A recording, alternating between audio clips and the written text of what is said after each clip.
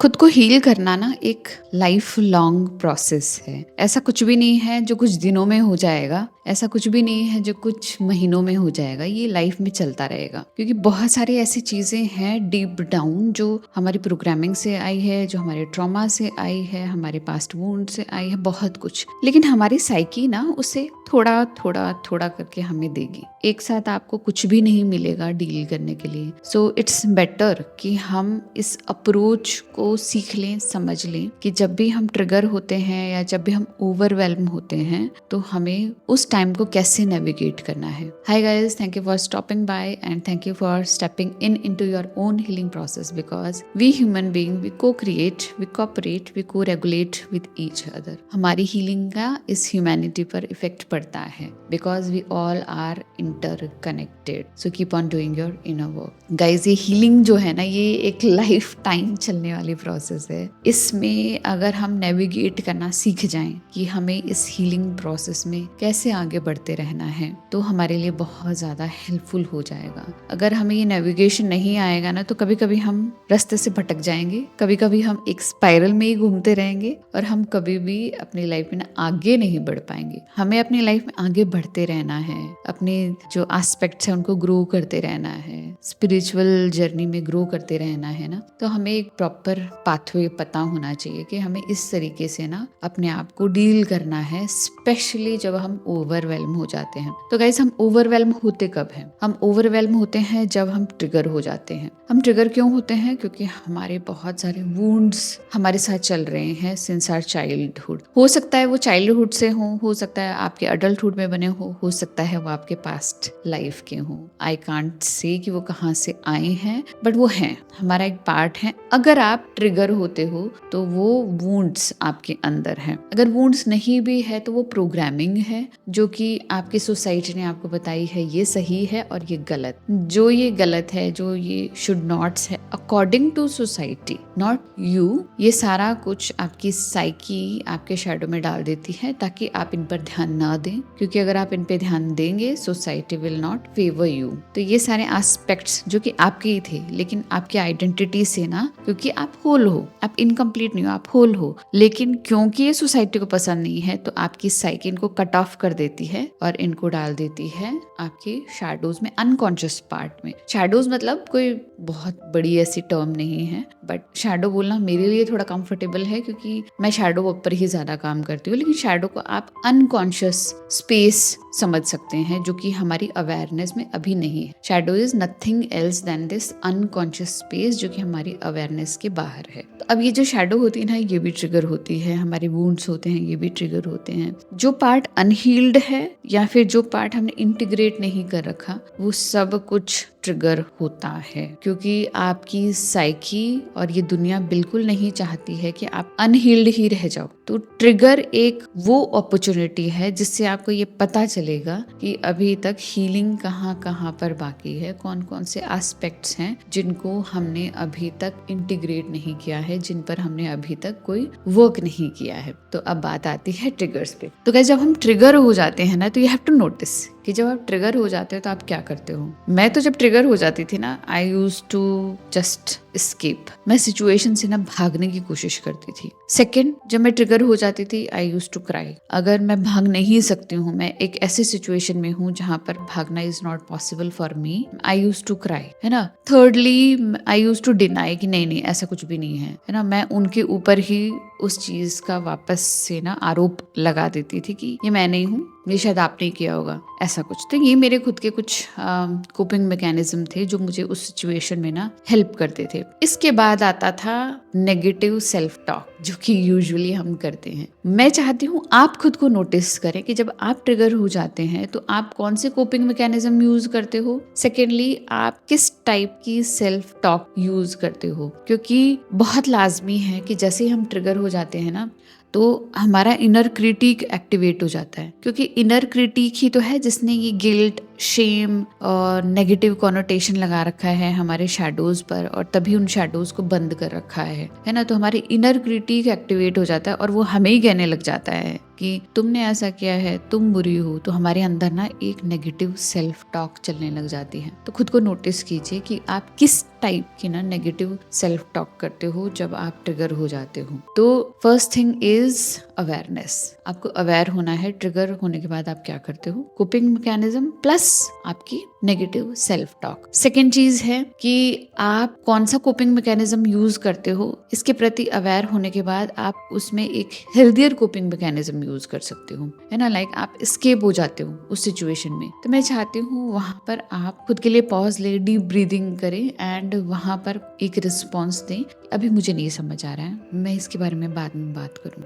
या फिर लोगों को ये रहता है, बहुत ज्यादा ट्रिगर हो जाते हैं किसी पास्ट मेमोरी को लेकर, गलत एडिक्शंस में वो चले जाते हैं, लाइक ड्रिंक करना शुरू कर लेंगे या कुछ पोर्नोग्राफी देखना शुरू कर लेंगे या कुछ भी जो उन्हें एक इंस्टेंट रिलीफ दे देता है। तो आपके कोपिंग मैकेनिज्म को आपको चेंज करना है into some healthier coping mechanism. पर कोपिंग मैकेनिज्म की जरूरत रहेगी हमें हमेशा, क्योंकि आपने लास्ट वाली वीडियो में देखा है कि हमें कोपिंग मैकेनिज्म की जरूरत क्यों पड़ती है। क्योंकि इंस्टेंट जब ओवरवेल्म में होते हैं ना, तो हमें shadow work, inner work heal नहीं कर सकता है। हमें वो इंस्टेंट रिलीफ जो है ना, एक कोपिंग मैकेनिज्म ही दे सकता है, चाहे वो कोई खुद को रिलैक्स करने के लिए कोई मेडिसिन ही क्यों ना हो। लेकिन जो चीज आपको इंस्टेंटली हेल्प करे है, आपको उस समय वही यूज करनी चाहिए। तो notice all your coping mechanism, change into some healthier ones. आप कोई मूवी देख सकते हैं, जो कि एडिक्शन से तो ठीक है। आप कुछ क्रिएटिव काम कर सकते हैं, आप बाहर जाके लोगों की हेल्प कर सकते हैं, क्योंकि हमारा एक पार्ट है जो कि बहुत ही ज्यादा हेल्प मांग रहा है, अंदर से क्राई आउट कर रहा है। तो जब आप बाहर जाकर दूसरों की हेल्प करते हैं, actually it helps us.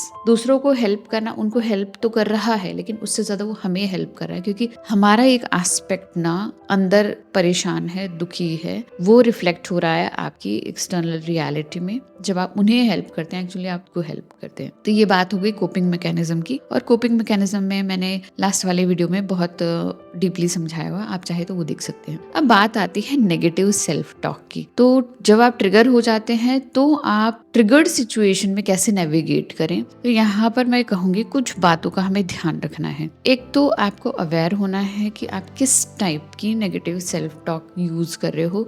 Instant जो आपके दिमाग में ना क्या सेंटेंसेस आते हैं खुद को लेकर, कि लेट सपोज आप कोई चीज, एग्जाम था या कोई कंपटीशन था या कुछ ऐसा था जिसमें आप अचीव नहीं कर पाए और आपने कह दिया I am always a failure. तो आपको ये नोटिस करना है कि आप कौन सा सेंटेंस यूज कर रहे हो आफ्टर गेटिंग ट्रिगर्ड। क्योंकि फेल होने से आप ट्रिगर हुए, तो एक डीप डाउन आपके अंदर वो फेलियर का वुंड जो है ना ट्रिगर हो गया, जिसमें कि आपको बचपन से ही बहुत ज्यादा क्रिटिसाइज किया गया है। हमेशा फेल होते हो, हमेशा कम नंबर लाते हो, तुम्हारी तो हमेशा की आदत है, मेहनत नहीं करते हो, ये वो। तो ये जो चाइल्डहुड वुंड्स है ना, ये सब जब ट्रिगर होने लग जाते हैं ना, तो एक्चुअली नेगेटिव सेल्फ टॉक चलने लग जाती है अकॉर्डिंग टू पास्ट, है ना। हम प्रेजेंट में रहकर नहीं देख पाते हैं कि अब की सिचुएशन क्या है। अरे इट्स ओके, हम फेल हो गए, वो हम नहीं देख पाते। लेकिन एक्चुअली वो जो आज ट्रिगर हुआ है ना, उसने एक डीप डाउन पुराने वुंड को ना एक्टिवेट कर दिया है, और पुराने वुंड के अकॉर्डिंग ना हमारी साइकी रिएक्ट करने लग जाती है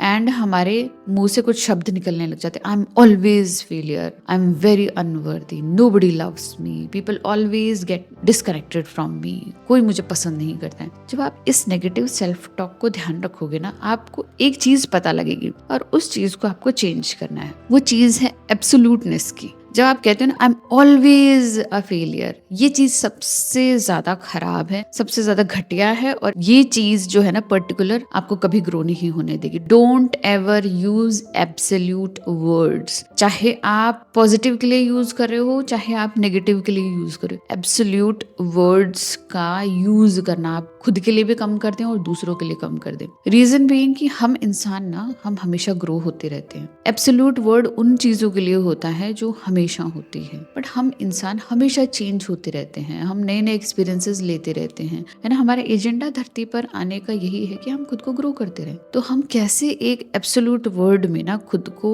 फिट कर सकते हैं कि मैं हमेशा ऐसी ही हूँ। हम हमेशा ऐसे नहीं हो सकते, चाहे तो भी नहीं हो सकते, क्योंकि ये एजेंडा, ये जो अर्थ स्कूल है ना, ये सिर्फ इसके लिए नहीं बना है कि हम फर्स्ट क्लास में बैठ जाएं। हमें ये क्लासेस नोइंगली अननोइंगली, अगर हम चाहते हैं चाहे नहीं चाहते, हमें ये क्लासेस पार करनी ही पड़ेगी। यहाँ पर। So stop using these absolute words because they are of no use, बल्कि ये आपको स्टक कर देगी। तो जब आप ये ऑलवेज, हमेशा मैं ऐसा करती हूँ, तुम ऐसा करते हो, तुम तो ऐसे ही हो, तो ये जो आप एब्सोल्यूट में खुद को ढाल देते हो और दूसरों को ढाल देते हो ना, इस चीज से आपको बाहर आना है। सेकेंड चीज है कि आपको जो नेगेटिव सेंटेंस आपने बोला है उसमें आप एंड लगाएंगे और आप उसमें एक पॉजिटिव चीज भी ऐड करेंगे जो रियलिटी है। Why this is so? Because जो हमने सेंटेंस बोला नेगेटिव, हमें उसे एक्सेप्ट करना है कि हाँ मैं ऐसा बोल रही हूँ और ऐसा मेरे साथ हुआ है ना। लेट सपोज मैंने पहले बोला था आई एम अ फेलियर, तो मुझे एक्सेप्ट करना है कि मैं यहाँ पर फेल हुई हूँ। तो यहाँ पर मेरा पहला सेंटेंस आएगा यस आई फेल्ड,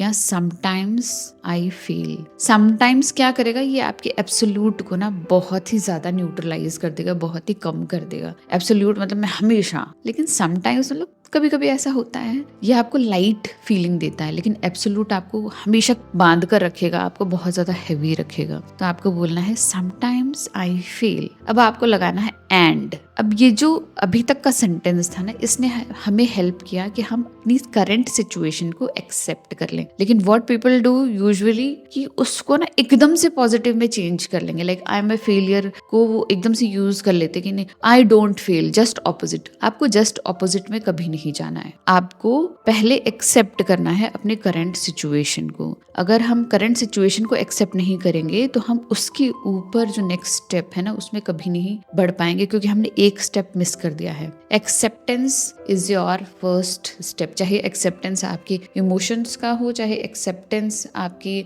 रिएक्शंस का हो जो आपने रिएक्ट कर दिया, चाहे एक्सेप्टेंस आपकी प्रेजेंट जो भी सिचुएशन चल रही है उसका हो। जब तक आप अपनी प्रेजेंट सिचुएशन को एक्सेप्ट नहीं करोगे, आप नेक्स्ट सिचुएशन में जा नहीं सकते, क्योंकि अगर आप ऐसा करेंगे तो it will be like suppression. ये चीज सप्रेशन में काउंट हो जाएगी और आपकी शैडो को और ज्यादा बढ़ा देगी। आपकी शैडो को ऐसा लगेगा कि शी कांट एवर फेल, ये कभी फेल नहीं हो सकती। तो फेलियर का जो एस्पेक्ट है आपकी शैडो में चला जाएगा, जो कि आपके लिए बार बार ट्रिगर होने के लिए तैयार हो जाएगा। तो आपको ऐसा नहीं करना है, आपको बोलना है समटाइम्स आई फेल। एंड आप क्या लेसन लर्न कर रहे हो वो आपको इस अफर्मेशन में ऐड कर देना है, that I am learning from this experience, I am growing from this experience. तो आपको अपने प्रेजेंट सिचुएशन को भी जो है एक्सेप्ट करना है एंड आपको उसका लेसन भी उसमें ऐड करना है। ये कुल मिलाकर ना आपको एक बहुत अच्छी वाइब देगा, क्योंकि ये आपको एम्पावर करेगा कि आपने इससे कुछ लर्न किया है।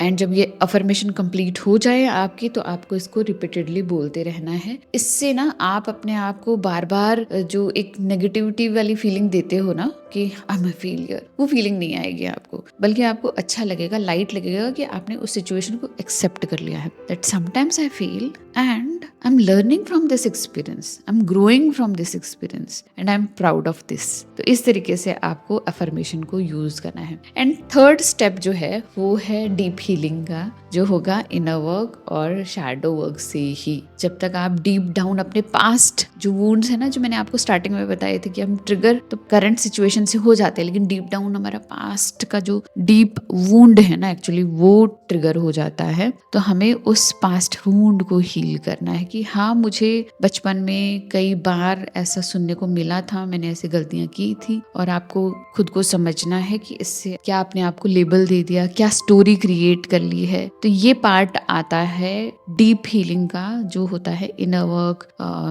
Inner child work, shadow work. ये डीप पार्ट होते हैं। इसके लिए हमें और ज़्यादा समय चाहिए, हमें किसी की गाइडेंस चाहिए and this is very slow. लेकिन एक बार के लिए उस सिचुएशन को नेविगेट करने के लिए आपको वो करना है जो मैंने आपको स्टार्टिंग में भी समझाया। और दूसरा पार्ट करने के लिए आपको डीप हीलिंग के लिए आपको मेरे पुराने वीडियोस देखने होंगे इनर वर्क और शैडो वर्क के, जिससे ना आपको बहुत ज़्यादा डीप नॉलेज मिलेगी, जिससे आप अपनी हीलिंग खुद स्टार्ट कर सकते हैं स्टेप बाय स्टेप। तो आई होप आपको आज का वीडियो अच्छा लगा होगा। अगर अच्छा लगा तो प्लीज़ लाइक कीजिएगा, मेरे चैनल को सब्सक्राइब कीजिएगा। मिलते हैं ऐसे इंटरेस्टिंग वीडियो में, तब तक के लिए बाय।